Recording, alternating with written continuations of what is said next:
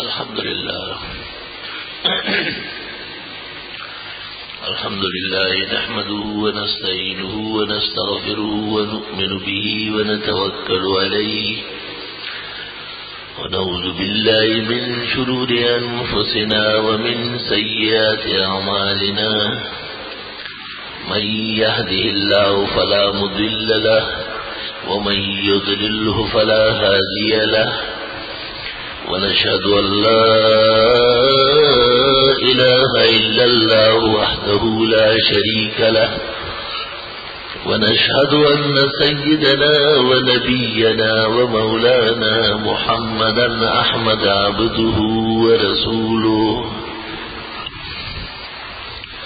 أرسله الله تعالى إلى كافة الخلق بين يدي الساعة بشيرا ونذيرا وداعيا إلى الله بإذنه وسراجا منيرا صلى الله تعالى عليه وعلى آله وأصحابه وبارك وسلم تسليما كثيرا كثيرا. أما بعد فأعوذ بالله من الشيطان الرجيم. بسم الله الرحمن الرحيم.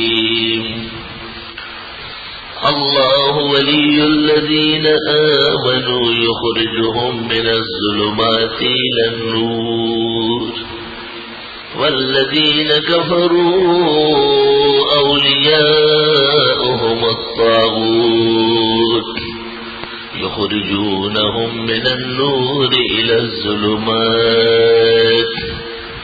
أولئك أصحاب النار هم فيها خالدون. ولتكن منكم أمة يدعون إلى الخير ويأمرون بالمعروف وينهون عن المنكر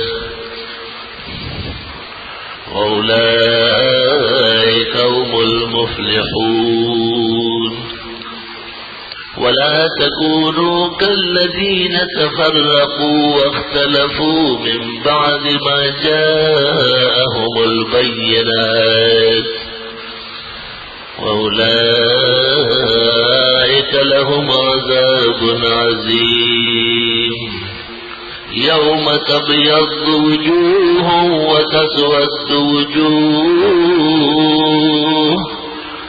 فأما الذين اسودت وجوههم أكفرتم بعد إيمانكم فذوقوا العذاب بما كنتم تكفرون. وأما الذين ابيضت وجوههم ففي رحمة الله هم فيها خالدون. تلك آيات الله نتلوها عليك بالحق وما الله يريد ظلما للعالمين. ولله ما في السماوات وما في الأرض وإلى الله ترجع الأمور. قال النبي صلى الله عليه وسلم من تشبه بقوم فهو منهم. وقال صلى الله عليه وسلم الدين والنصيحة. قيل لمن يا رسول الله؟ قال لله ولرسوله ولأئمة المسلمين. وقال صلى الله عليه وسلم من رأى منكم منكرا فليغيره بيده فإن لم يستطع فبلسانه فإن لم يستطع فبقلبه وليس وراء ذلك خبة حردل من الإيمان. وقال صلى الله عليه وسلم خير المؤمن من يكون أنفع للمسلمين أو كما قال النبي صلى الله عليه وسلم. اللهم صل وسلم على عبدك ورسولك محمد وعلى آله وأصحابه وبارك وسلم عليه. اللهم صل على محمد وعلى آل محمد كما صليت على إبراهيم وعلى آل إبراهيم إنك حميد مجيد. اللهم بارك على محمد وعلى آل محمد كما باركت على إبراهيم وعلى آل إبراهيم إنك حميد مجيد.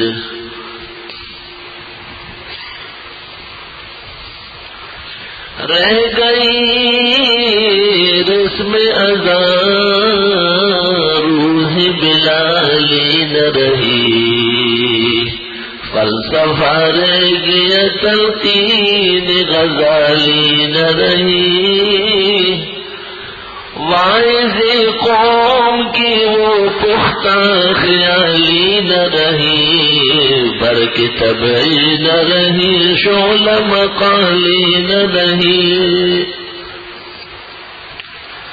وزم تم نصارت تمدن میں ہنور، یہ مسلمان ہے جنہیں دیکھ کے شرمائے یہود،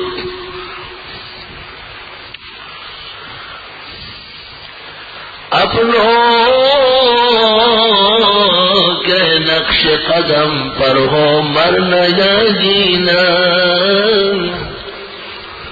اپنوں کے نقش قدم پر ہو مرنا یا جینا، وَيَرْحَمُ اللَّهُ عَبْدًا قَالَ آمِينَ. قابل قدر بزرگوں، محترم بھائیو اور عزیز دوستو، چونکہ اسلام مکمل دین ہے،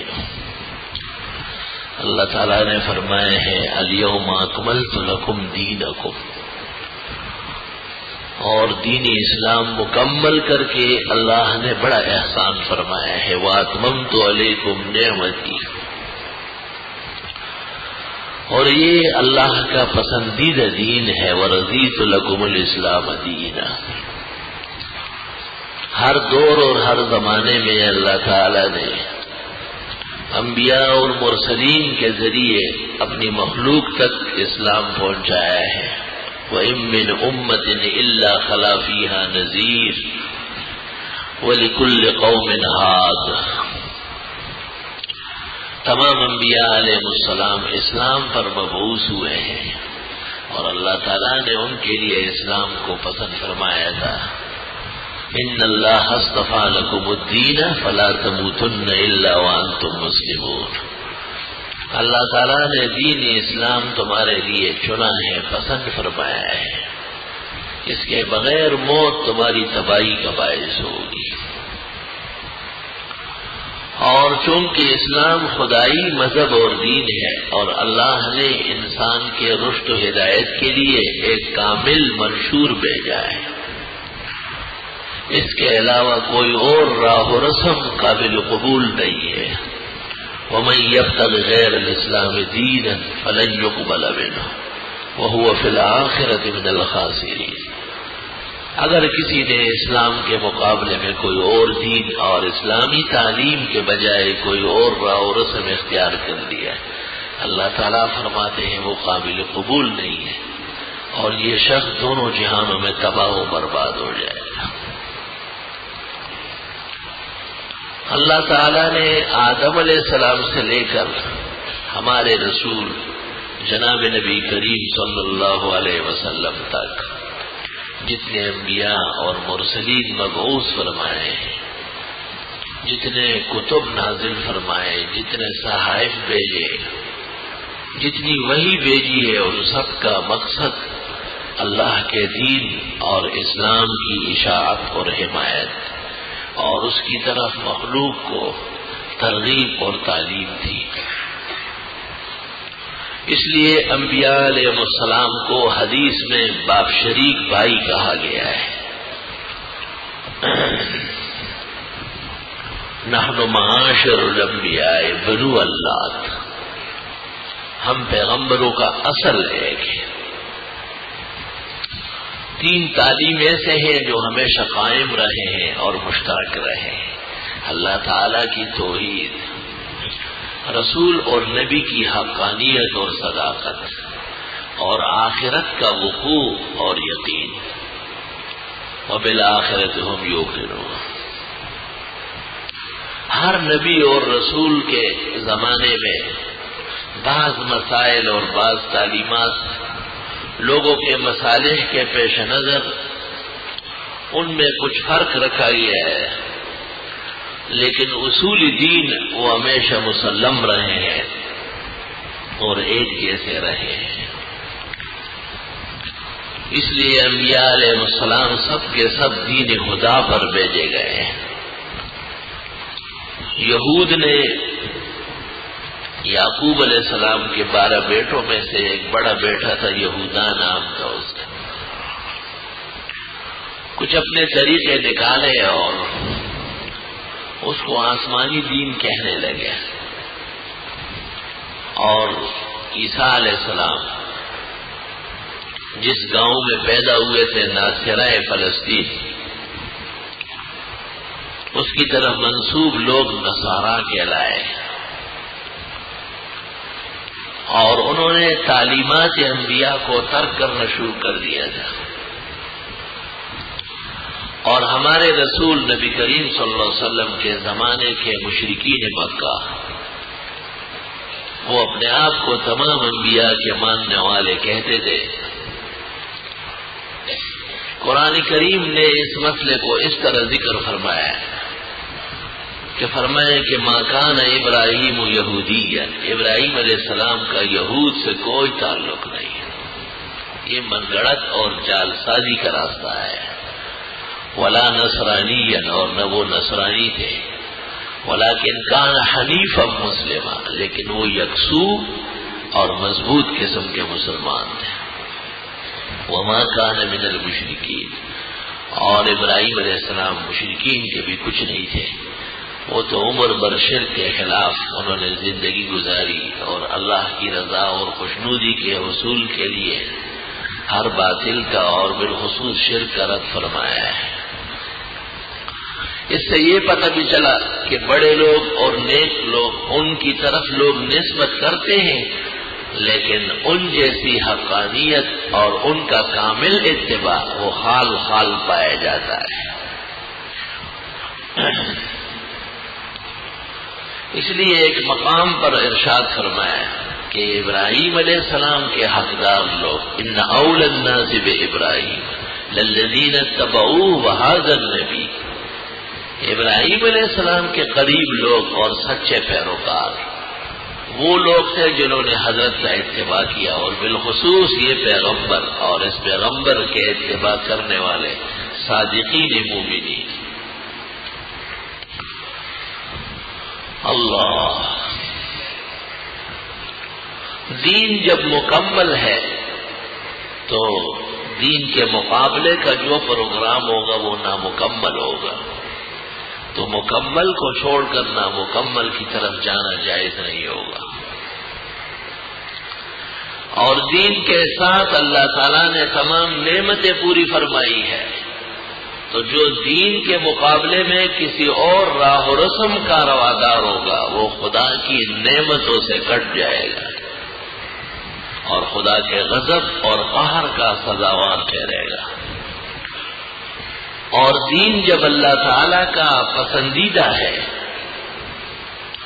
تو دین اسلام کے مقابلے کا کوئی بھی طور طریقہ، شکل اور سلوک اللہ تعالیٰ کی رضا اور خوشنودی کا باعث نہیں ہوگا۔ کامل سے ناقص کی طرف جانا اور نعمتوں کو چھوڑ کر نقمت اور غضب کی طرف جانا اور پسندیدہ طور طریقوں کو چھوڑ کر ناپسندیدہ طریقے اختیار کرنا، یہ مسلمان کا کام نہیں ہے۔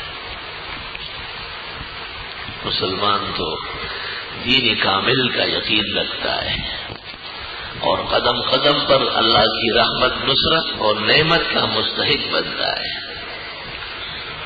اور ہم وقت اور ہم زندگی اللہ جل جلالہ کی رضا اور خوشنودی کا طلبگار رہتا ہے۔ ہمارے رسول جناب نبی کریم صلی اللہ علیہ وسلم کے جتنے طور طریقے ہیں کمال کے ہیں، اللہ تعالیٰ کے احسان کے ہیں اور اللہ تعالیٰ کے ہاں پسندیدہ ہے۔ دین کس کو کہتے ہیں؟ دین تین طریقے سے سمجھا جاتا ہے۔ پہلا طریقہ وحی ہے، اللہ تعالیٰ نے وحی کے ذریعے قرآن کریم نازل فرمایا ہے،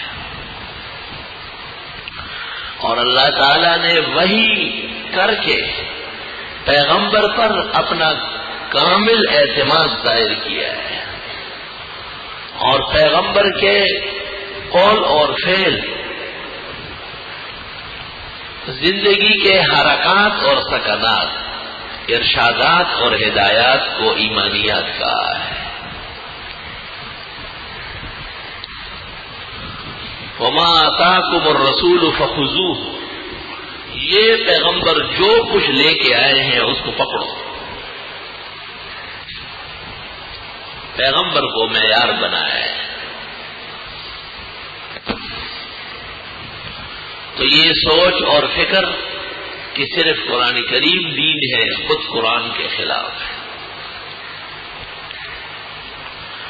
رسول اللہ صلی اللہ علیہ وسلم کے لیے تو یہاں تک کہا فلا وربک لا یؤمنون حتی یحکموک فیما شجر بینہم ثم لا یجدوا فی انفسہم حرجا مما قضیت ویسلموا تسلیما، کہ آپ کو حکم بنائے، ہر کام، ہر قول، ہر فعل، ہر ادا آپ کے مطابق بنائیں، فیما شجر بینہم، پوری زندگی اور زندگی کے تمام ڈھب، چال چلن، راہ و رسم، طریقے سلیقے وہ آپ کے اوپر ڈالے، وہ آپ سے لے، اور یہ لینا اور اتباع کرنا گراں نہ سمجھے، ثم لا یجدوا فی انفسہم حرجا مما قضیت، اس کو دقت سے نہ مانے، خوش دلی سے ماننا پڑے گا، اور یہ آپ کو حکم ماننا پوری زندگی کے ہر ادا میں، اور آپ کے فیصلے اور قول اور فعل کو محبوب جاننا، یہ چند روزہ بات نہیں ہے، وَيُسَلِّمُوا تَسْلِيمًا، ہمیشہ اس کی اطاعت و فرما برداری کرنی پڑے گی، اور اگر ایسا نہیں ہے تو پہلے کہا فلا وربک، تیرے رب کی قسم، لا یؤمنون، یہ مسلمان ہی نہیں، ان کا ایمان ہی نہیں مانتا ہوگا۔ مومن پابند ہے ہم زندگی میں اسلامی احکام کا، ایک مستحب میں بھی نبی کا اتباع ضروری ہے، جیسے دائیں ہاتھ اور بائیں ہاتھ کا فرق، بیٹھ کر کھانا پینا اور 3 سانسوں سے پینا اور بسم اللہ سے شروع کرنا اور اللہ کے حمد اور شکر سے ختم کرنا، یہ مستحبات ہے، اس میں بھی نبی کا اتباع ضروری ہے، اور واجب اور فرض میں بھی پیغمبر کا اتباع فرض ہے، جیسے حلال کھانا، اپنا حصہ کھانا، اسلام کے خلاف نہ کھانا، اسلام کے خلاف نہ پینا، روزے میں کھا پی رہے ہیں تو اسلام کے خلاف ہے، ناجائز کھا پی رہا ہے تو اسلام کے خلاف کر رہا ہے۔ اور جس طرح کھانے اور پینے میں اتباع ہے، اس طرح کمانے اور صرف کرنے میں بھی اتباع ضروری ہے۔ کمانا، کسب کرنا، حلال کا کسب جائز ہے اور حرام کا کسب ناجائز ہے۔ حلال مقامات اور جائز مقامات کا تعاون اور مدد کرنا مومن کا فرض ہے، اور ناجائز اور دین کے خلاف مواطن ان سے بچنا یہ مومن کا فریضہ ہے۔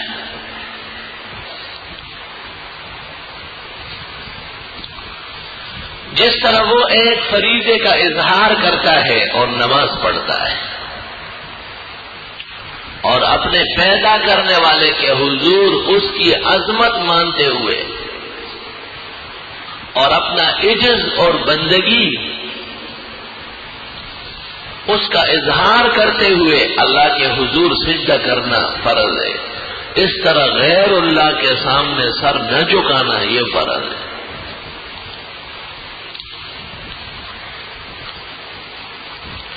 جس طرح اللہ تعالی کے نام پر حلال مال کا ایک حصہ شرعی قاعدے کے مطابق بطور فرض کے خدا پر ایمان رکھنے والے فقیر اور مسکین کے سپرد کرنا زکوٰۃ ہے، اسی طرح اللہ کے سوا کسی اور کے نام کی نیاز اور نظر اور عبادت نہ کرنا اور اس کا تصرف اور حصہ اپنے مال میں نہ ماننا، اور مسلمان کے علاوہ کسی کافر کو اور ایک نادار کے علاوہ کسی مالدار کو نہ دینا یہ بھی فریضہ ہے۔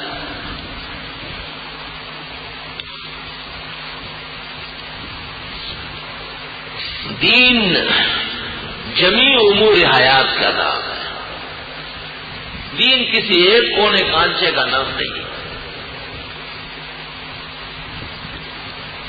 لباس پہننا فرض ہے،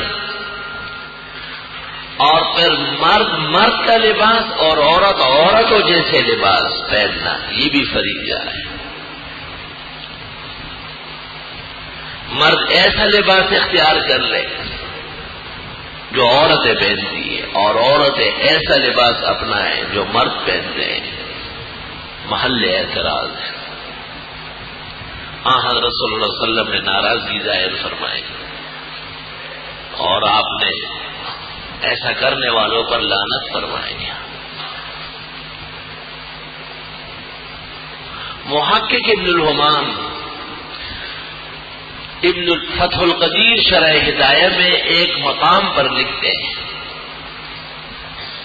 کہ جو لباس مردوں کا ہے چھوٹے بچوں کو اس طرح کا لباس پہنانا ضروری ہے، اور جو لباس خواتین پہنتی ہے چھوٹی بچیوں کو اس طور طریقے کا لباس پہنانا ہو، یہ سمجھ کر کہ چھوٹی بچی ہے اس کو مردانہ لباس پہنا ہے، اور اس خیال سے کہ چھوٹا منا ہے اس کو زنانہ لباس پہنا ہے۔ محقق لکھتے ہیں شرح ہدایہ میں کہ غلط طریقہ ہے، ناجائز۔ یہ خیال جواب کا جہل سے پیدا ہوا تھا، جب علم آ جاتا ہے تو جہل ختم ہو جاتا ہے۔ جیسے اندھیرا ہوتا ہے اس کی مثال جہل کی ہے، کچھ نظر نہیں آتا، لیکن جب روشنی آ جاتی ہے تو اندھیرا چھٹ جاتا ہے، اس طرح جب علم آ جاتا ہے تو جہل نہیں رہتا ہے۔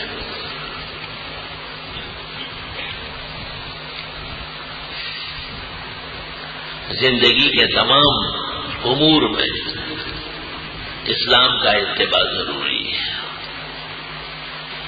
نام رکھنا اسلامی طریقے سے نام رکھنا ہوگا، غیر مسلم کا نام یا ان سے ملتے جلتے نام ناپسندیدہ نام ہے۔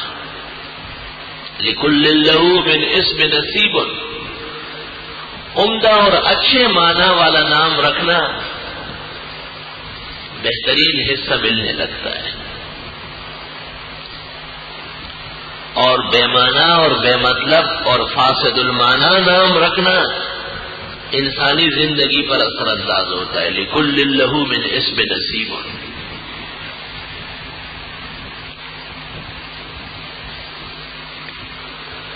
حضرت صلی اللہ علیہ وسلم نے فرمایا ہے احب الاسماء الی اللہ عبداللہ و عبد الرحمن. اللہ تعالیٰ کو پسندیدہ نام عبداللہ اور عبد الرحمن ہے. علماء لکھتے ہیں عبداللہ اور عبد الرحمن تو ہے ہی, نبوت کی زبان پر آ گئے, لیکن ہر وہ نام جس سے اللہ کی بندگی مومن کے لیے ثابت ہو اور اللہ کی عظمت ثابت ہو, وہ سب عبداللہ و عبد الرحمن کے معنی میں. خواہ عبد الرحیم ہو, عبد الکریم ہو, عبد الشکور ہو, عبد الصبور ہو, عبد الغفار ہو, عبد القہار ہو, عبد الجبار ہو, عبد العلیم ہو, عبد الحلیم ہو, یہ سب اللہ کے اسماء ہیں.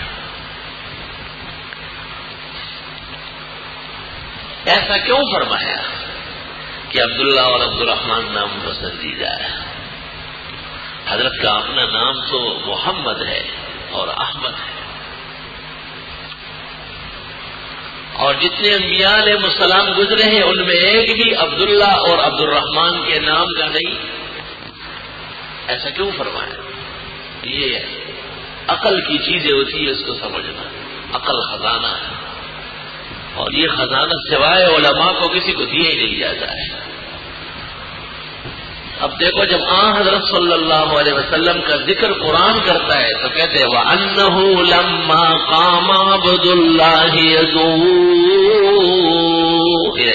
حضرت کا نام لے لیا عبداللہ, بہترین عبادت گزار تو حضرت صلی اللہ علیہ وسلم. اور انبیاء علیہ السلام کا جب ذکر فرماتے ہیں اور فرشتوں کا, بل عباد مکرمون, میرے بندے ہیں جن کو میں نے عزت دی ہے, میرے بندے. عیسیٰ علیہ السلام کا ذکر, ان هو الا عبد انعمنا علیہ,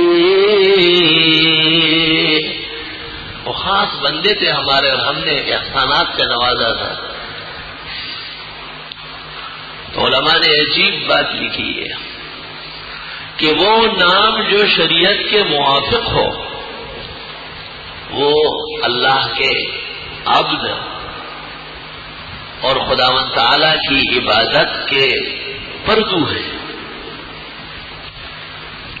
تو قاعدہ یہ نکل آیا کہ ہر وہ نام جو انبیاء کا ہے, ہر وہ نام جو صلحاء کا ہے, ہر وہ نام جس سے اللہ کی عظمت اور بندے کا عجز اور نیازمندی ثابت ہوتی ہے, وہ سب کے سب عبداللہ اور عبد الرحمن کے معنی میں.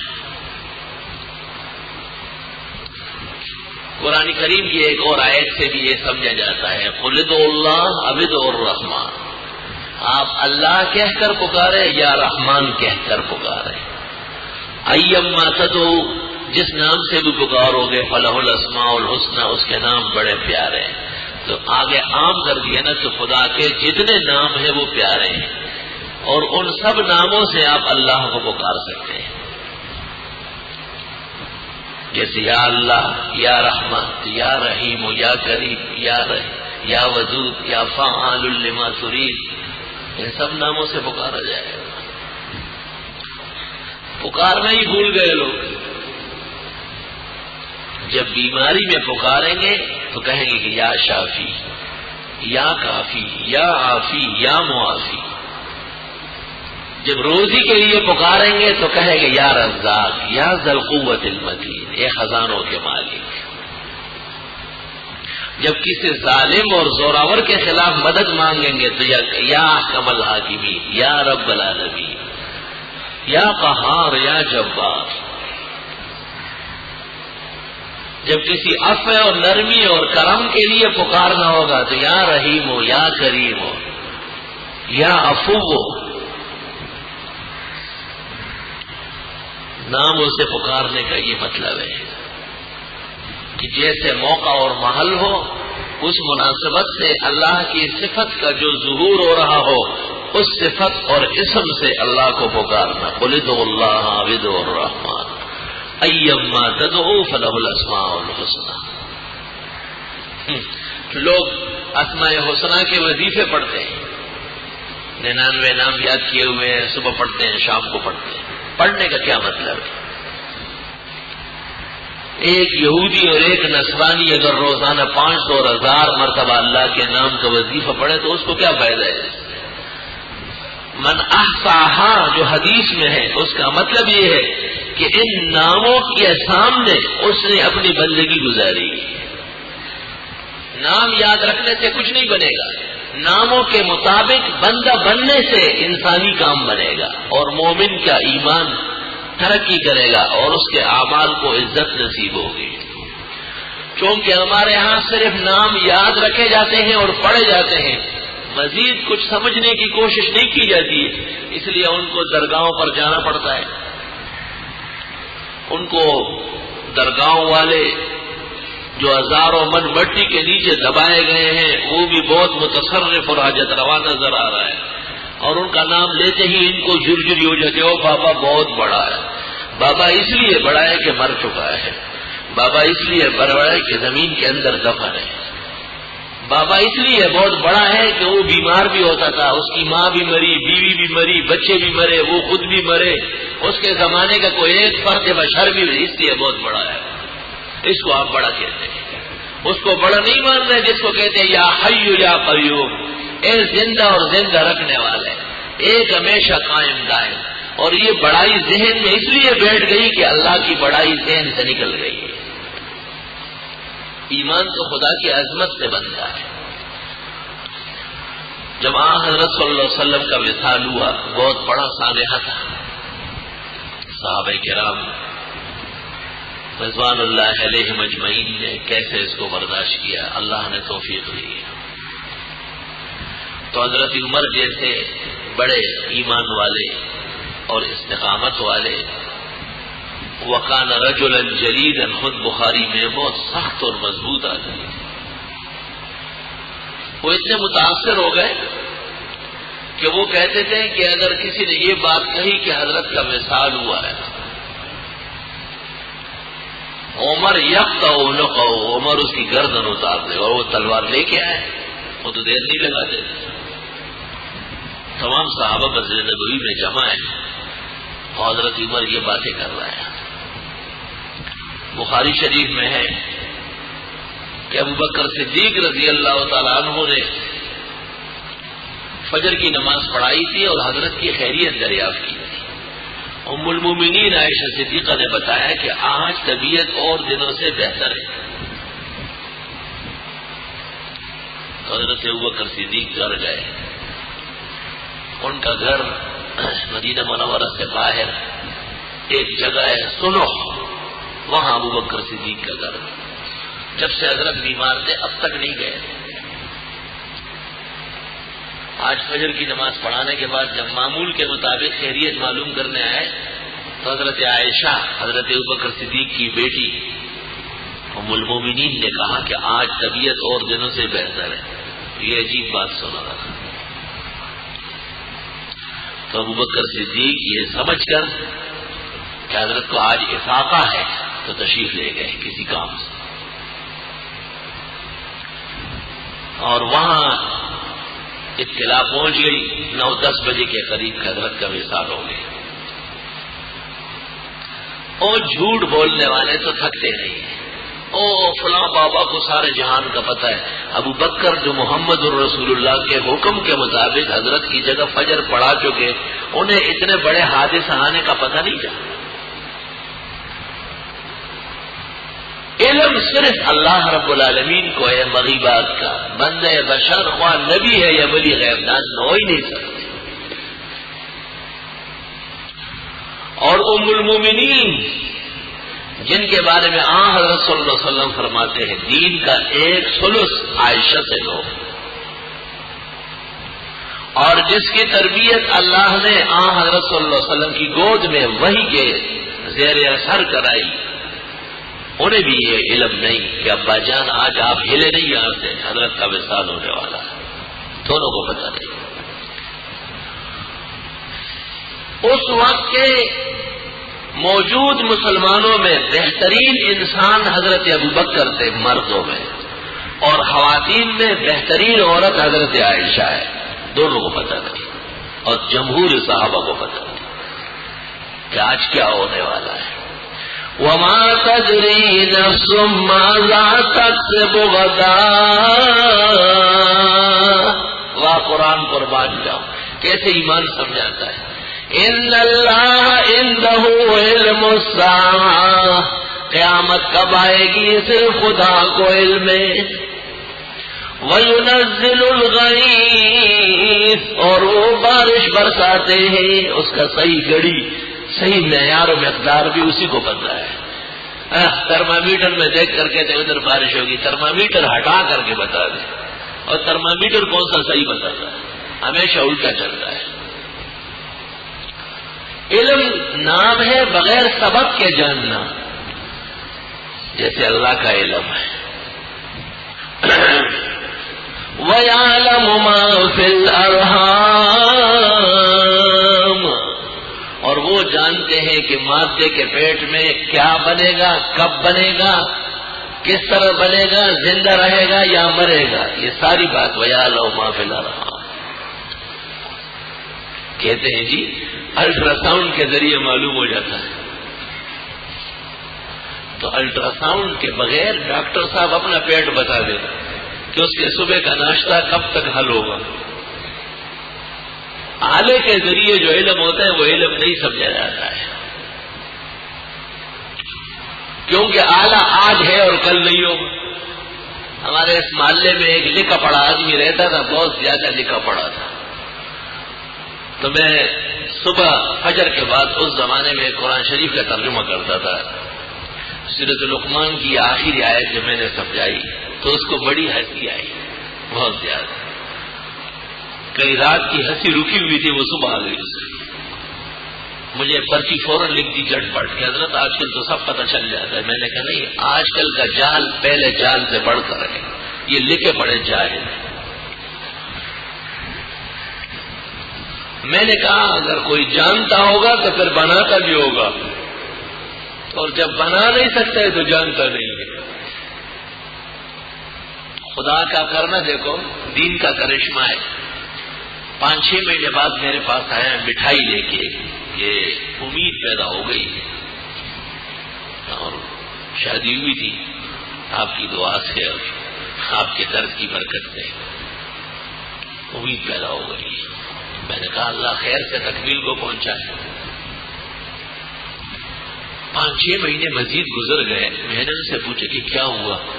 کہا آپ کو پتہ نہیں چلا؟ میں نے کہا وہ اسپتال میں بھی داخل گئی، 15-20 دن اخیر میں ایک رپورٹ آئی کہ وہ گیس بھری ہوئی تھی، کچھ بھی نہیں، ویسے اٹھ کے آ گئی. تو میں نے اس سے پوچھا کہ ایسا واقعہ تیرے علاوہ کسی اور کے ساتھ ہوا ہے؟ تو کہنے لگا کہ نہیں. تو میں نے کہا وہ فجر کا درس سن کے جتنی ہنسی آپ کو آئی تھی اتنی کسی صبح کسی کو آئی ہے؟ اس لیے آپ کے گھر میں اس کو جاری کر دیے کہ میں اپنی قوت دکھاتا ہوں آپ کو، کہ آپ اور آپ کے جاننے والے اور آپ کے اعتماد والے ڈاکٹر وہ سب کے سب میری آیت کے سامنے نکمے اور عاجز و مسکین و نادار ہیں، ان کے کوئی دسترس نہیں. وَمَا تَدْرِي نَفْسٌ مَّاذَا تَكْسِبُ غَدًا. کسی انسان کو یہ بھی پتہ نہیں کہ کل اس نے کیا کمانا ہے. آدمی سوچتا ہے کہ کل میں یہ پروگرام بناؤں گا، کل وہاں جاؤں گا، اچانک پتہ چل جاتا ہے کہ جی ٹانگ ٹوٹ گئی ہے، کسی موذی مرض نے حملہ کر لیا ہے. توبہ توبہ. رسول اللہ صلی اللہ علیہ وسلم کی خدمت میں مشرکین یہود کے اکساوے سے آئے اور 5 سوالات کیے. روح کیا چیز ہے، ذوالقرنین کا کیا قصہ ہے، اور اصحاب کہف کون تھے، اور موسیٰ و خضر اور یوسف علیہ السلام مصر کیسے پہنچے، یہ تو انبیاء بنی اسرائیل ہے اور ان کا مسکن شام تھا. یہ سب تاریخ کی پیچیدگیاں ہیں. تو حضرت صلی اللہ علیہ وسلم نے فرمایا کل بتا دوں گا، کل بتا دوں گا. وہی رک گئی. اور ایسی رکی کہ ایک آیت کو دیکھے تو پتہ چل جائے گا. اللہ تعالیٰ ارشاد فرماتے ہیں کہ کہیں آپ اپنے آپ کو قربان نہ کر لے افسوس کرتے ہوئے ان کے ایمان نہ لانے کی وجہ سے. سورۃ کاف ابتدائی 5ویں چھٹی آیت. مشرکین یہود سارے کے سارے بغلے بجا رہے ہیں کہ جواب کہاں ہے، اور حضرت بھی بہت پریشان و غمگین ہے. مفسرین نے لکھا ہے مہینہ 40 دن تک وہی رک گئی. اس کے بعد یوسف علیہ السلام کی سرگزشت سمجھانے کے لیے سورۃ یوسف مکمل نازل ہوئی. روح کا جواب آ گیا. وَيَسْأَلُونَكَ عَنِ الرُّوحِ قُلِ الرُّوحُ مِنْ أَمْرِ رَبِّي. ذوالقرنین موسیٰ کا جواب آیا، خضر کا جواب آیا، اصحاب کہف کا قصہ نازل ہوا. لیکن بیچ میں ایک بات سنو کیا کہہ رہے ہیں. وَلَا تَقُولَنَّ لِشَيْءٍ إِنِّي فَاعِلٌ ذَلِكَ غَدًا. آئندہ کسی کام کے لیے یہ نہ کہنا کہ کل کر لوں گا. إِلَّا أَن يَشَاءَ اللَّهُ. انشاءاللہ ساتھ کہنا چاہیے. انشاءاللہ کا مطلب یہ ہے کہ جب اللہ تعالیٰ کی مرضی ہو، اس کی قدرت میں ہے تو کام ہوگا. میں نہ کام کر سکتا ہوں نہ کام پر قدرت رکھتا ہوں. تو حضرت سمجھ گئے کہ صرف انشاءاللہ کہنا بھولنے سے حضرت اور پیغمبر کے دل میں تو ہم وقت اللہ موجود ہوتا ہے. ان کی تو ہر ادا، ہر قول اور فعل اللہ کے لیے ہوتا ہے. یہ جواب بھی خدا کے لیے دیا گیا. لیکن آداب یہ ہے کہ جب کوئی کہے کہ کل آؤں گا، کل کر کے دے دوں گا، تو ساتھ کہتے ہیں انشاءاللہ، اگر اللہ تعالیٰ نے چاہا. یہ بندگی کی شان ہے. اور ابو داؤد میں کہ ایک شخص نے حضرت کی خدمت میں کہا اگر اللہ اور آپ نے چاہا. آپ نے فرمایا ایسا نہیں کہتے ہیں، یوں کہو کہ اگر اللہ نے چاہا تو یہ ہوگا. اس کے بعد کوئی اور چاہے یا نہ چاہے اس سے کوئی فرق نہیں پڑتا. جیسے بعض جاہلوں کی زبان پہ چڑھا رہتا ہے اللہ رسول جانتے ہیں، اللہ رسول چاہے. علم اللہ کا ہے، قدرت صرف اللہ کی ہے. اس کے ساتھ کوئی رسول اور نبی، آسمانی اور مخلوق، زمینی مخلوق کسی درجے میں بھی شریک نہیں ہے. اور شریک سمجھنا کفر بغواء ہے. وَلَا تَقُولَنَّ لِشَيْءٍ إِنِّي فَاعِلٌ ذَلِكَ غَدًا. کسی کام کے لیے نہ کہے کہ میں کل کر لوں گا. کل کا علم نہیں، کل کی قدرت نہیں، تو کیسے کہتے ہیں آپ ایسا؟ إِلَّا أَن يَشَاءَ اللَّهُ. مگر انشاءاللہ ساتھ کہا کرے. انشاءاللہ کے ذریعے خدا کی مدد شامل حال ہو جاتی ہے. اور حدیث میں ہے کہ آئندہ کے کام کے لیے جب بندہ ارادہ ظاہر کرے انشاءاللہ کہے تو اللہ تعالیٰ فرشتوں کو کہہ دیتا ہے کہ اور کام چھوڑ دو، یہ کام کرنا ہے. اس بندے نے میرا سہارا لے لیا ہے. فقط استعظم بالعظیم، بہت بڑی ذات کا سہارا لے لیا، اس کے سپرد کر لیا. اللہ.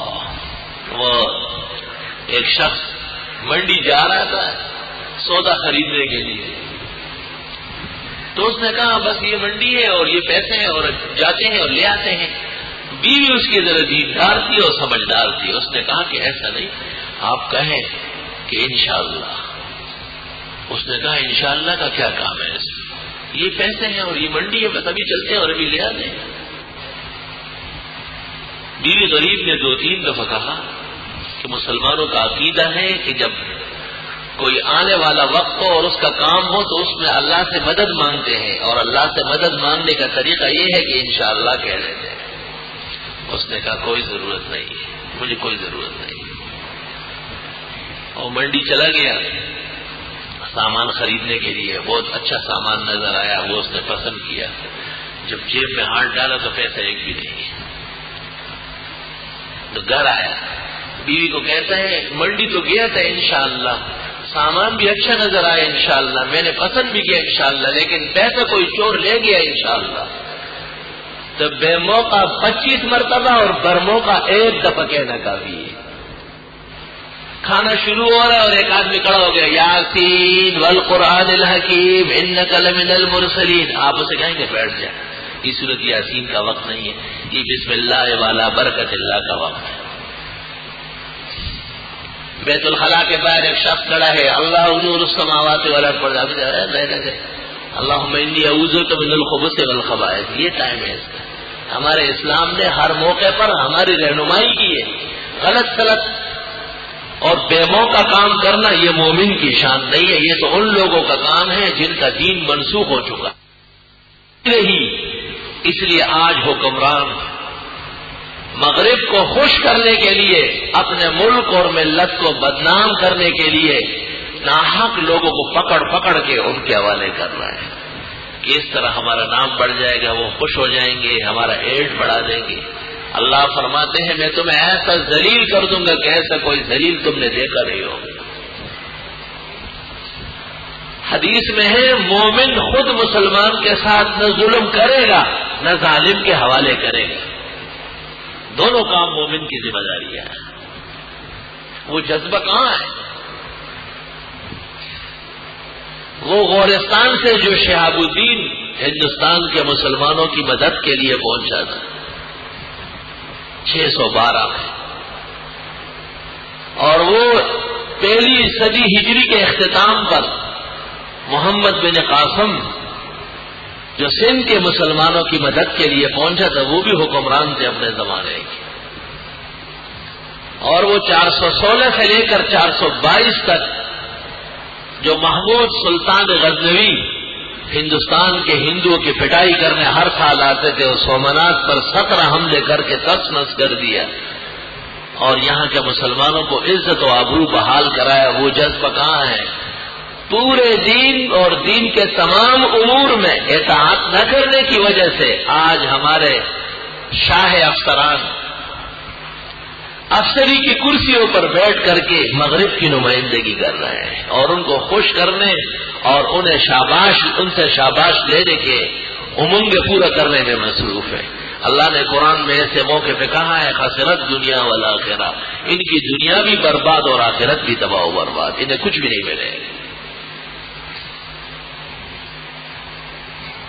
ایک مقام پر اللہ نے فرمایا ہے کہ اگر آپ ان کے ہر طرح کا اتباع کر لیں پھر بھی یہ آپ کے ہوں گے نہیں، جب تک کہ آپ اپنا دین ختم کر کے ان کے غلط دین پر نہ آئیں. توبہ توبہ، استغفر اللہ. یہ تو حکمرانوں کا حال ہے جو ہمارے دسترس سے ذرا اوپر ہے.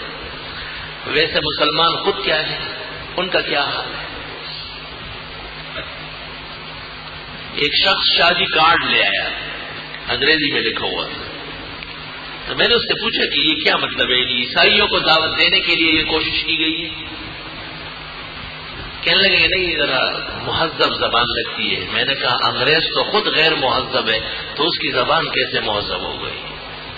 انہوں نے تو 200 سال تک آپ کو گدھوں اور خچروں کی طرح رگڑ دیا ہے یار، اور ہندوستان کو چوز کر کے آج تک تمہیں غلام بنایا رکھا ہے. تو ان کو آپ ابھی تک آقا مان رہے اور غلامی کر رہے ہیں. میں نے کہا تمہیں معلوم ہے کہ مہذب زبان کون سی ہے؟ وہ قرآن کی زبان ہے، عربی زبان. غیرت پیدا کر لیتے اور عربی کارڈ بنا دیتے. تو جو بھی عالم اور فاضل اور ولی اور نمازی دیکھتا تو وہ کہتا ماشاء اللہ، اللہ جزائے خیر دے، کیونکہ اس کے مذہب کی زبان ہے. کارڈ عربی میں اور حدیث کے مطابق اور آیات کے ساتھ دیکھ کر کے شکریہ خود بخود زبان پہ آتا ہے. یہ تم نے کن کو خوش کرنے کے لیے تم ہتھیار لڑائے؟ اپنی دعوتوں میں اور تقریبات میں، اپنی خوشیوں میں آج تک غلام چل رہے ہیں. غلام ہیں اور غلام رہیں گے اور غلام مریں گے. ان کے لیے حریت و آزادی حرام نہ جائے. آج تک 55 سال گزر گئے، برطانیہ اور امریکہ نے مل کر پوری دنیا سے اسلام کو ختم کرنے کا پروگرام بنایا، اور ہر مسلمان اتنا ہی جانتا ہے جتنا میں جانتا ہوں.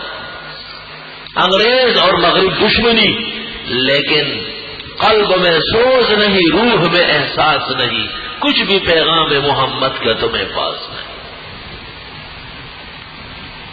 وہ اسلام آباد میں بیٹھ کر ملک پر حکومت کرنے والوں کی سرکشی اور بغاوت تو اپنی جگہ، خود لوگ اپنے گریبان میں جھانکے کہ وہ غلامی کر رہے ہیں یا نہیں، بغیر کسی قدر و قیمت کے، ایک کوئی بھی ان کے نام وصول نہیں ہو رہی ہے، لیکن یہ گناہ پہ لذت میں مبتلا ہے۔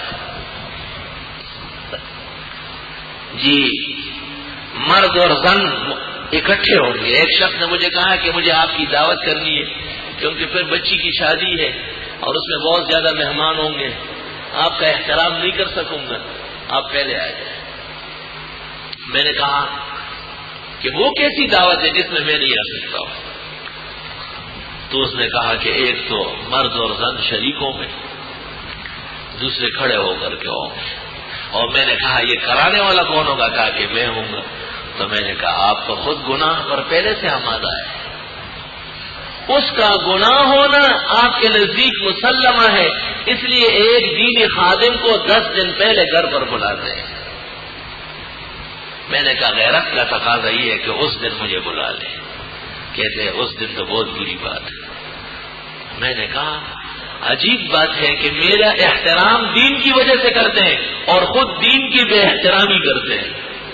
ہمارے اسلام میں یہ کب جائز ہے کہ ہم کھڑے ہو کر کے کھائیں اور عورتیں اور مرد، اجنبی اور اقارب، محارم اور غیر محارم آپس میں گل مل کی تقریبات میں شریک ہو جائے؟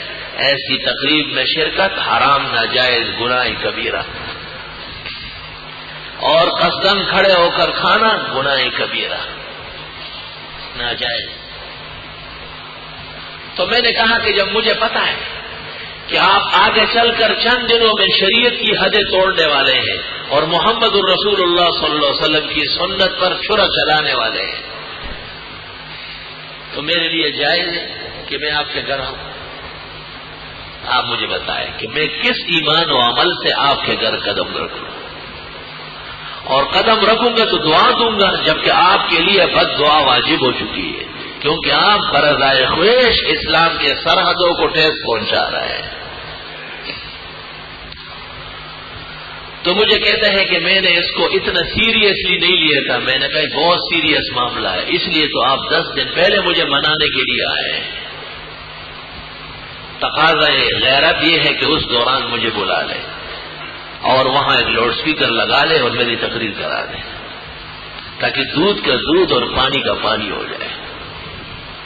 خیر سمجھانے کے بعد انہوں نے کہا کہ بس ختم ہو گیا، اور وہ جو کارڈ چھپا تھا اسے بھی پھاڑ کے پھینک دیا، کہا کہ اور کارڈ بنے گے۔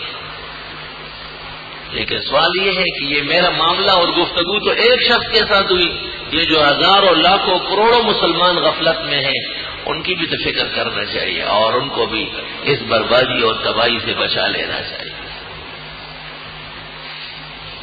اس میں خطرہ اور پیدا ہو گیا، وہ یہ کہ صرف یہ بات نہیں ہے کہ لوگ غیر کی اتباع میں لگ گئے، بلکہ خطرہ یہ پیدا ہوا کہ دل میں بجائے ایمان کے نفاق داخل ہو رہا ہے، کیونکہ قرآن کریم میں منافق کا ذکر اس طرح ہوا ہے کہ یہ لوگ کہتے ہیں کہ ہم مسلمان ہیں مگر ایمان والے نہیں ہیں۔ کیوں؟ ان کے اعمال اوروں کے ساتھ ملتے ہیں، ان کے کرتوت اوروں کے ساتھ ملتا ہے۔ یقولون بافواہہم ما لیس فی قلوبہم، ان کے دل اور ہے اور زبان اور ہے۔ قل فمن یملک لکم من اللہ شیئا، آپ فرمائیں کہ خدا سے کون تمہیں چھڑائے گا؟ ان اراد بکم ضرا او اراد بکم نفعا، نفع و ضرر کا تو وہ اکیلا مالک ہے، کوئی اس کا شریک نہیں ہے۔ نستغفرک اللہم ونسألک السلام والعافیہ۔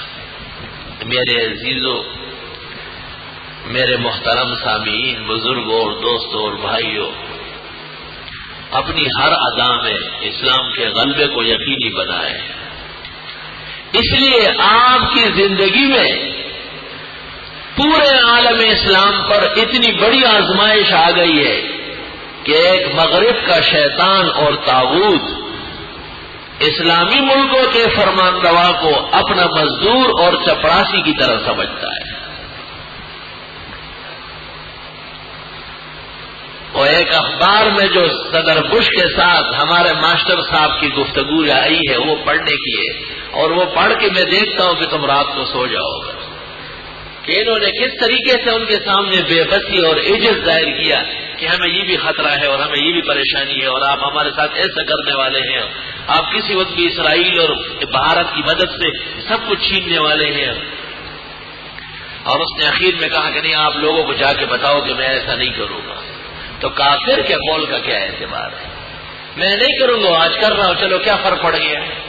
اس لیے اللہ فرماتے ہیں کہ جس نے میرے علاوہ اوروں پر اعتماد کر لیا وہ ہمیشہ ذلیل و خوار ہوگا، کبھی بھی وہ کامیاب نہیں ہو سکتا. ہمیں اپنے ملک اور ملک کے چپے چپے سے اسلامی تعلیم کے پیش نظر محبت ہے. اسلامی عقیدہ یہ ہے کہ اپنے ملک سے اپنی ملت کی طرح محبت کرنا یہ ضروری ہے اور اس کی حفاظت مسلمان کا فریضہ ہے. حکمران ہمیشہ کہتے ہیں کہ اس ملک کو کوئی نقصان نہیں پہنچا سکتے، مطلب یہ ہے کہ نقصان پہنچانے کے لیے ہم کافی ہیں. ہم اتنا پہنچا دیں گے کہ سارے ملک مل کر کے بھی 50 سال میں نہیں پہنچا سکتے جو ہم ایک دستخط کے ذریعے اور مغرب کے ایک دفعہ اتباع کے ذریعے ہم نے آدھا ملک پاکستان سے کاٹ کر کے اس کا نام بنگلہ دیش رکھوا دیا. مشرقی پاکستان صفحہ ہستی سے مٹ چکا ہے.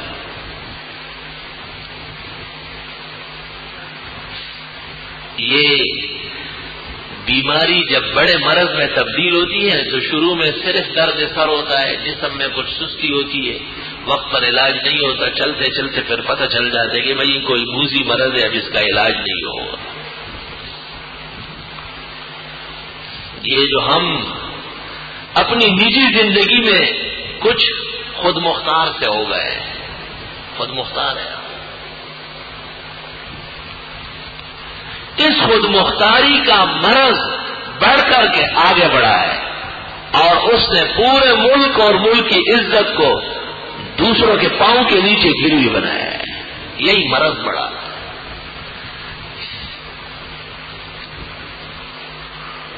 وہ کسی نے سچ کہا ہے کہ پاکستان کا نظام ایسا بنایا گیا ہے کہ اس میں بہتر آدمی کو زیادہ وقت نہیں مل سکے گی، وہ پریشان ہوگا.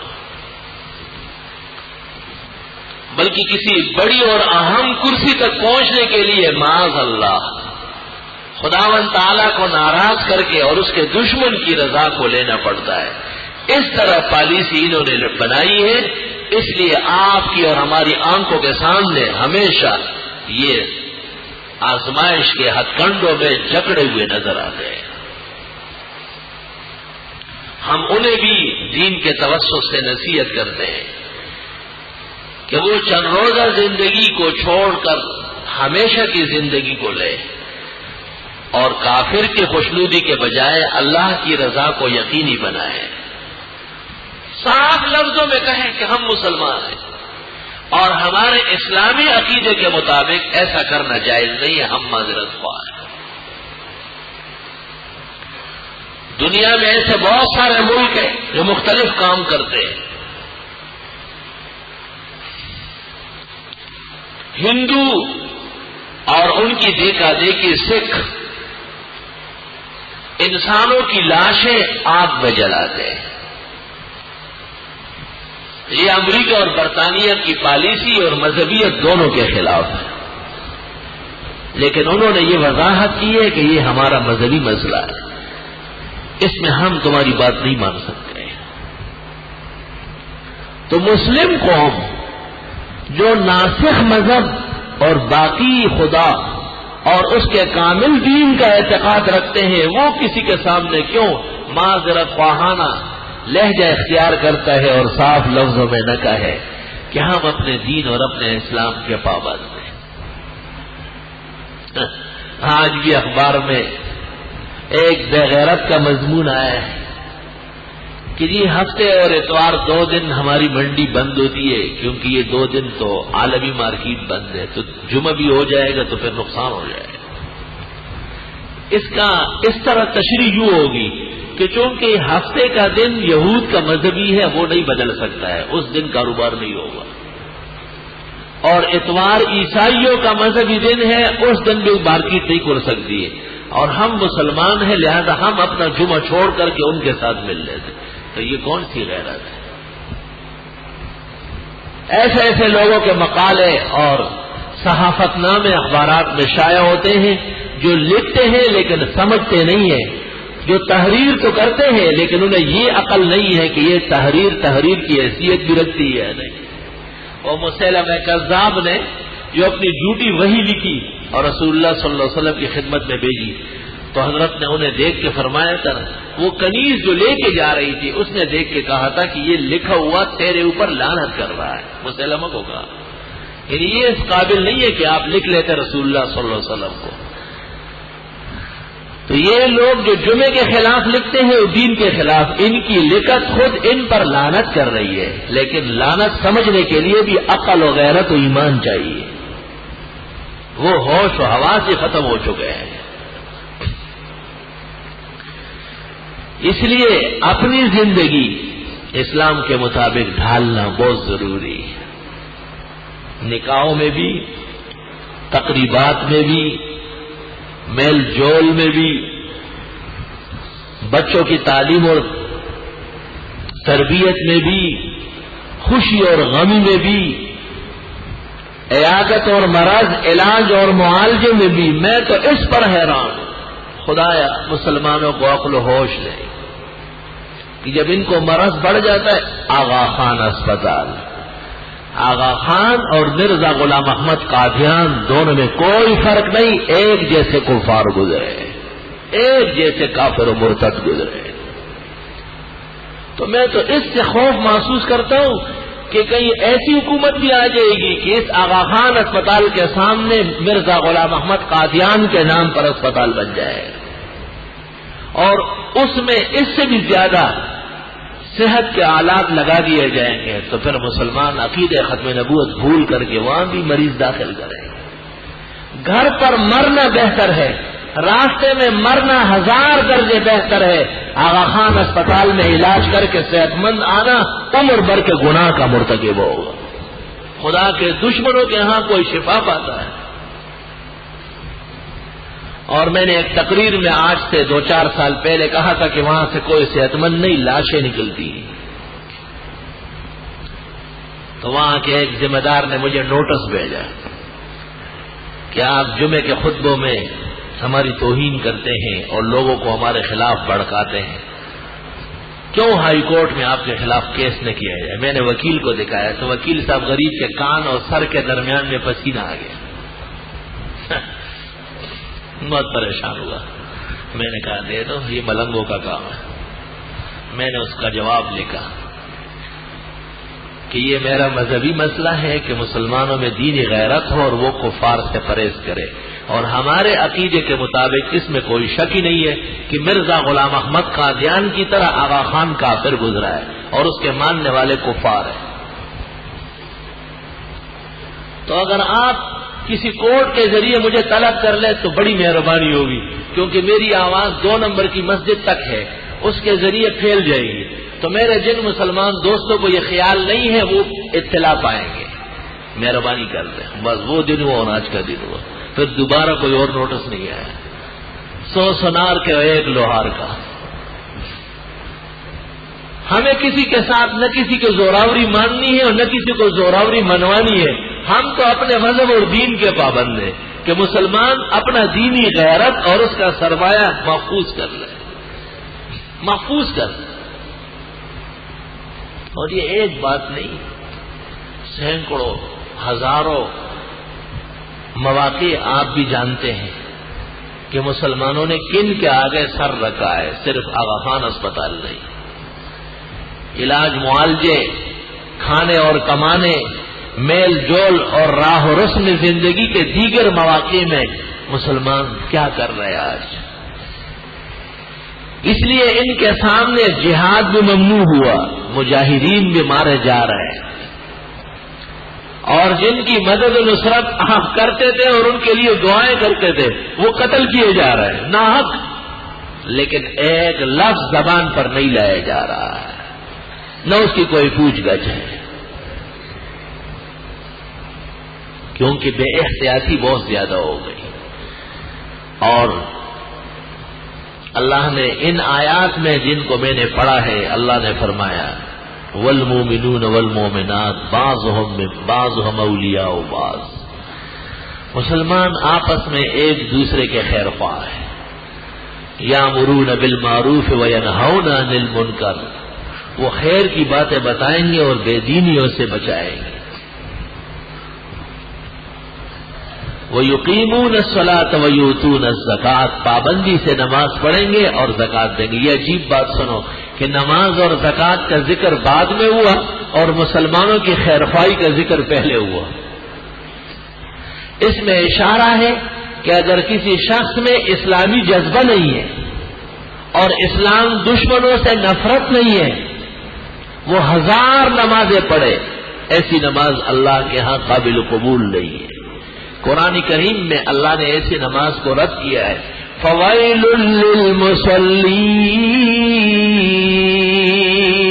ہائے تباہ ہو جائے ایسے نالائق نمازی، الذین هم عن صلاتهم ساہون، جو نماز تو پڑھتے ہیں مگر اس کے مقصد سے بے خبر ہے۔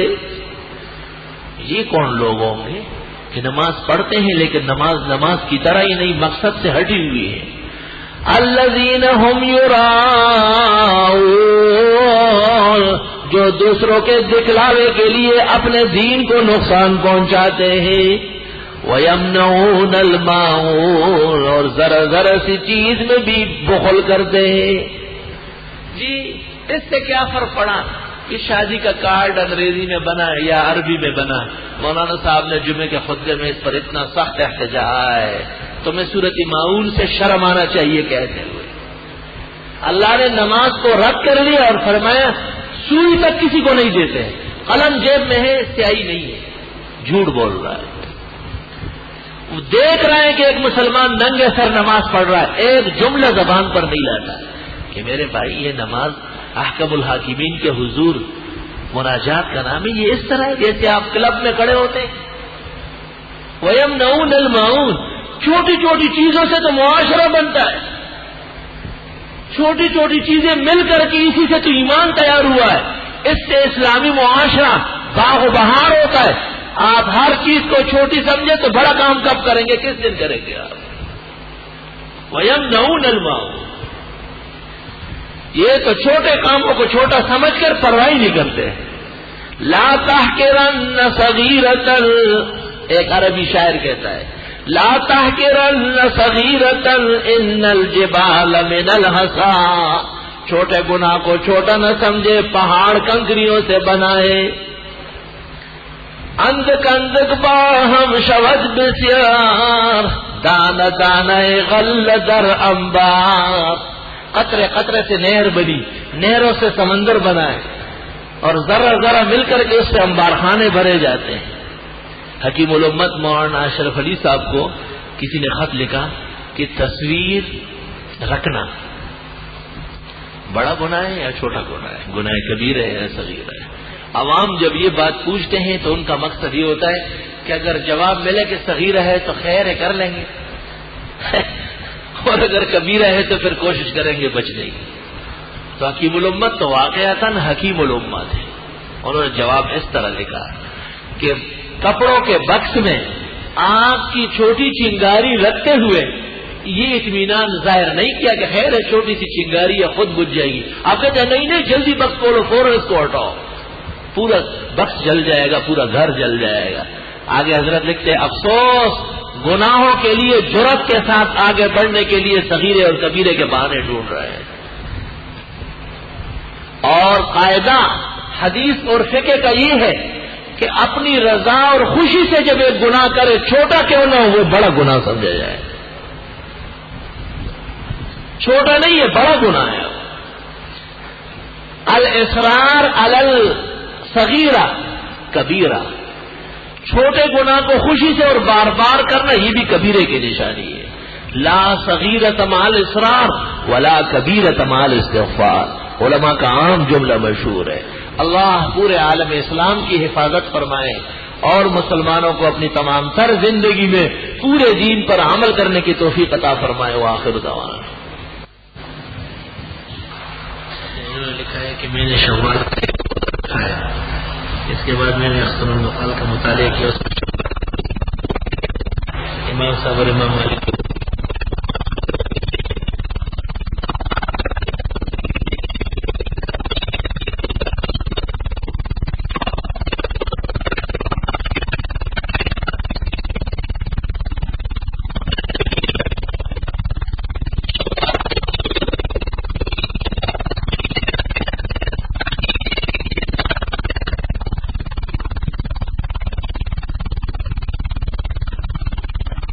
بوے بنانا جائز ہے نہیں، اور کام سارے ہو گئے کہ بوے بنے گئے بنا لے بوے. اس میں دونوں قول آئے ہیں. خواتین کو مطلق اجازت دی گئی ہے کیونکہ ان کا حسن مطلوب ہے. مردوں کے بوے اگر ایسے ہیں کہ بہت بھیانک لگ رہے ہیں اور ٹھیک کروائے ہیں تو ٹھیک ہے. داڑھی موڑنا جو حرام ناجائز ہے اس میں لوگ لگے ہوئے تو آپ بوے رو رہے ہیں. توبہ. کیا لڑکی کا نام انعمت رکھ سکتے ہیں؟ نہیں، یہ غلط نام. اگر والدین داڑھی رکھنے سے منع کرے تو داڑھی منڈوا دی جائے یا رکھی جائے؟ نہیں، داڑھی رکھنا واجب ہے اور والدین کی بات دین کے خلاف ماننا گناہ کبیرہ ہے. کوئی ایسی کتاب جس سے ثابت ہو کہ قرآن کے علاوہ حدیث کی تمام کتابیں صحیح ہیں؟ یہ بات تو خود قرآن سے بھی ثابت ہے کہ حضرت صلی اللہ علیہ وسلم کی احادیث دین ہے. باقی اس موضوع پر مستقل تصنیفات ہیں اور ان کا نام ہے حجیت حدیث. بہت ساری کتابیں. حدیث حجت ہے، وحی ہے، دین ہے، اس کا ماننا فرض ہے، نہ ماننے والا کافر ہے. اس موضوع پر سینکڑوں کتابیں لکھی گئی، ہزاروں. بعض مدارس میں چھوٹی بچیوں کی سفید لباس کا یونیفارم بنایا جائے، یہ غلط طریقہ ہے. بچیوں کے لیے سفید کپڑے ناپسندیدہ ہے. شیشے کے آگے نماز پڑھ سکتے ہیں، کوئی حرج نہیں. بچے کا نام رکھنے کا صحیح طریقہ کیا ہے؟ عالم دین جو پورے دین پر عبور رکھتا ہے اس سے مشورہ کرتا. معلوم یہ کرنا ہے کہ کیا مہندی کا کھانا جائز ہے یا نہیں. کھانا تو جائز ہے، بس رسم غلط ہے. دعوت اللہ فرض ہے یا واجب یا سنت یا مستحب؟ فرضوں کی دعوت فرض ہے، سنت کی سنت، مستحب کی مستحب، اور حرام کام کی دعوت حرام. اسلام کے اندر اپنے امام، عالم یا کسی مفتی کے ہاتھ کو چھونا صحیح ہے، ثابت ہے، جائز ہے. البتہ ہمارے علماء دیوبند احتیاط کی وجہ سے پسند نہیں کرتے. میری بیٹی کے پورے چہرے پر بہت زیادہ دانے ہیں، ڈاکٹروں سے بڑا علاج کرایا مگر محسوس آپ کو وظیفہ صورت اعلیٰ الائچی کے 121 دانوں پر پڑ لے اور پھر ان دانوں کو جوش دے اور ان سے وہ چہرہ دھو کے نہائے، خیر ہو جائے گی. اللہ تعالیٰ آپ کو اپنے خیر عطا فرمائے، ہماری آنے والی نسل بھی آپ کے علم کا فیض پائے. حضرت کیا مسجد میں موبائل فون پر بات کی جا سکتی ہے؟ مسجد میں دنیا کی بات ضرورت جائز ہے، اس لیے موبائل فون یا ٹیلی فون پر بھی ضرورتاً بات کرنا جائز ہے. لیکن یہ بات بہت ناپسندیدہ ہے کہ لوگ موبائل لا کر مسجد میں بیٹھے رہتے ہیں اور وہ اچانک بول پڑتے ہیں، جس سے مسجد کا سکون، راحت غارت ہو جاتی ہے. مسجد میں آ کر کے بیٹھنے کے بعد موبائل بند کر دیں. جیسے ہوائی جہاز میں اعلان ہوتا ہے کہ بھائی موبائل وغیرہ بند کر دو، تو مسجد کے آداب کے نیچے بھی یہی حکم ہے کہ موبائل وغیرہ بند ہو تاکہ لوگوں کا سکون اور مسجد کے آداب متاثر نہ ہو. تاہم کسی شدید مجبوری سے بات کی جا سکے.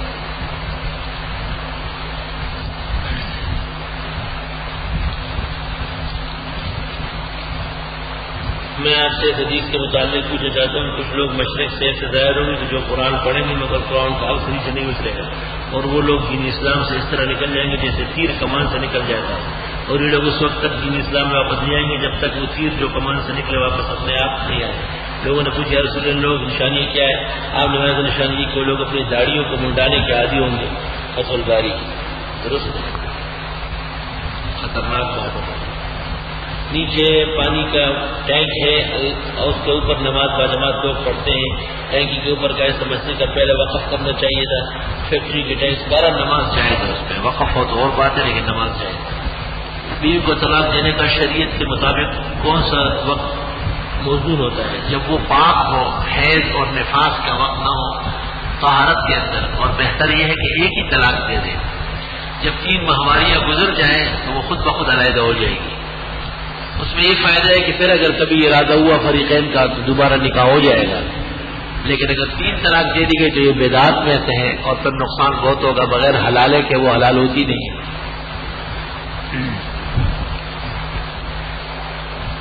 حمل کے دوران طلاق ہو جاتی ہے. طلاق الحامل یقع, حاملہ کی طلاق ہو جاتی ہے, البتہ اس کی عدت طویل ہو جاتی ہے.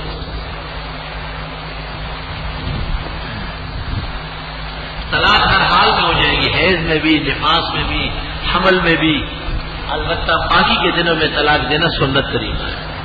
ہمارے یہاں ایک بچی پیدا ہوئی جس کا نام ہم نے ایمان رکھنا چاہتے ہیں, لیکن ایک مولوی صاحب نے کہا کہ یہ نام اس پر بھاری ہے. نہیں, یہ نام ہے ہی نہیں, یہ غلط نام ہے.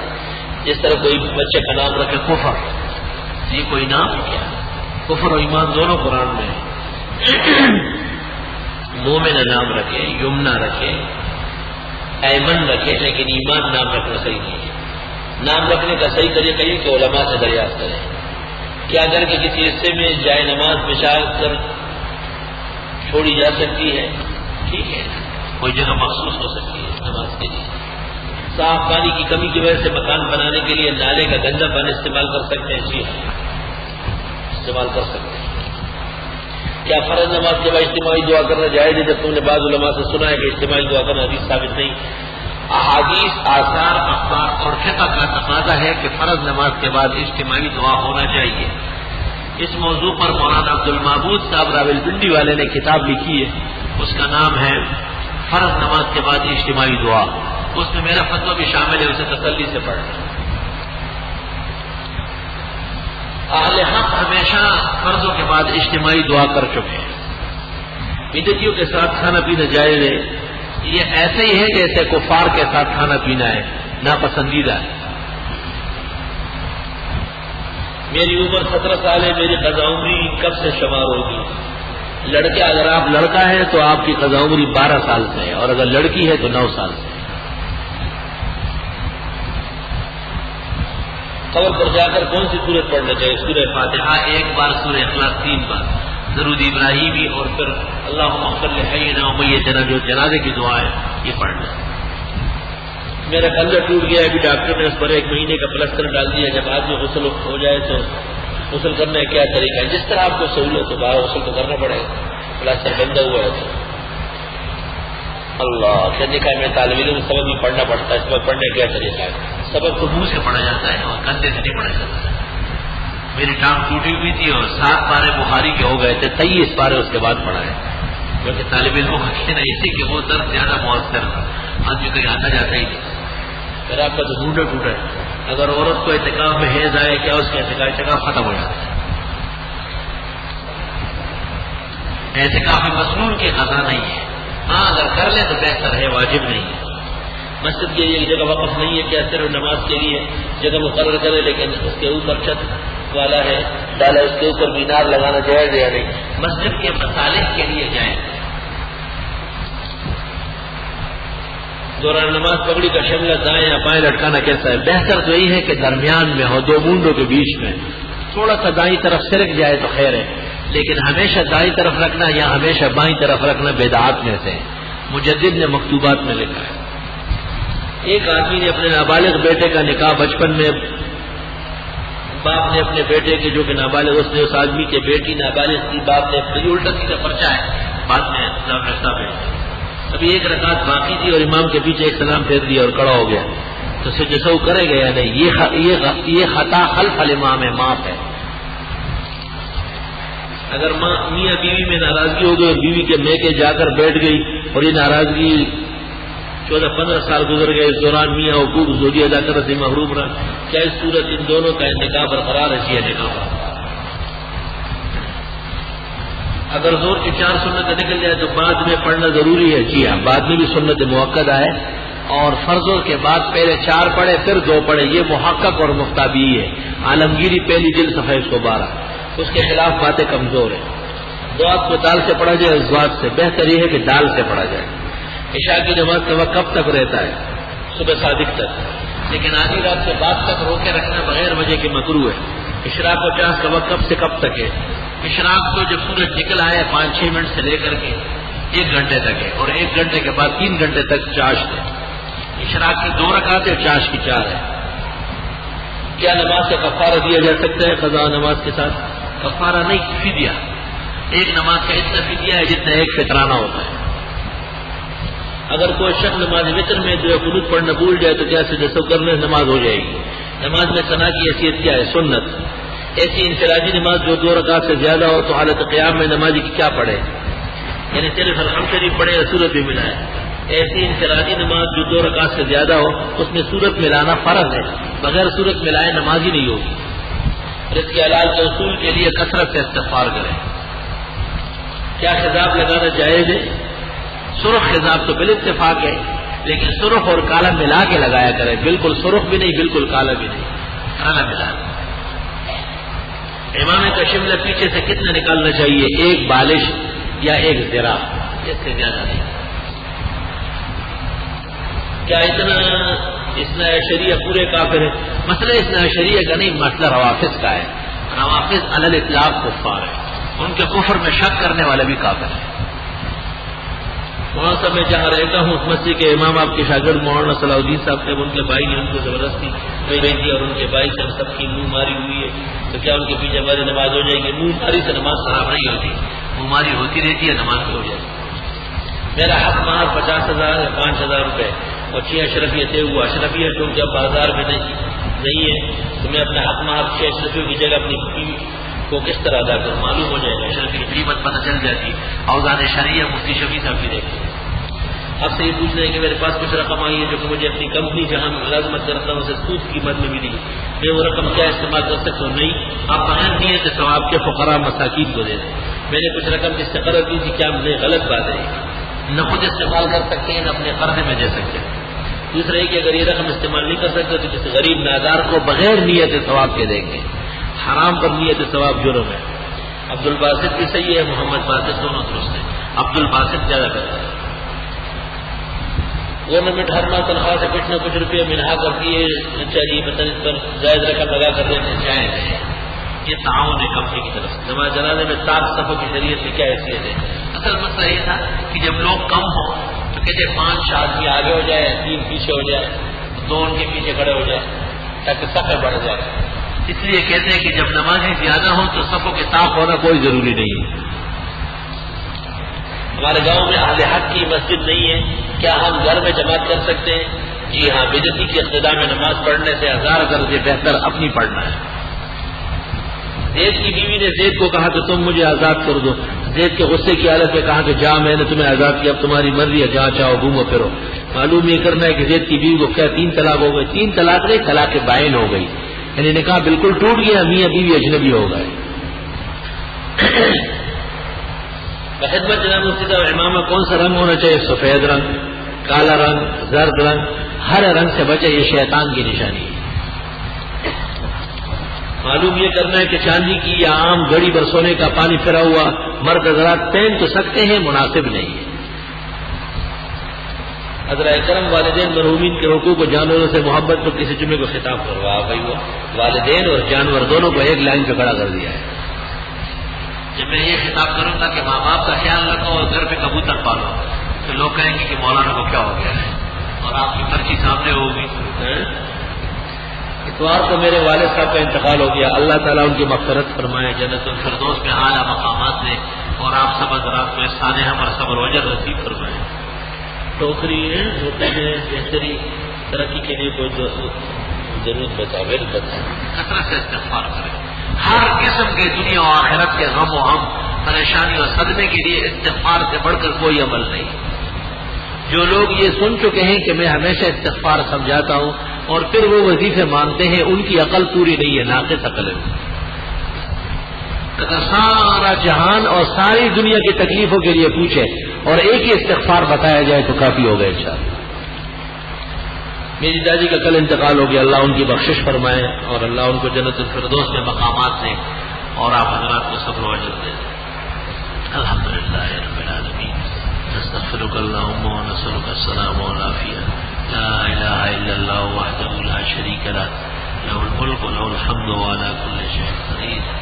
جن حضرات نے بیماروں کے لیے لکھا ہے اللہ ان کو صحت شفا دے، جنہوں نے مردوں کا ذکر کیا اللہ ان کی بخشش فرمائے، جنہوں نے روزگار کی پیچیدگی اور دقت بتائی اللہ ان کو حلال رزق واسع نصیب فرمائے، جنہوں نے رشتے ناتوں کا تذکرہ کیا اللہ ان کو شیر و شکر فرمائے، جن کے ہاں جو صدمات غموم ہے اللہ خزانہ غیب سے ان کی امداد فرمائے.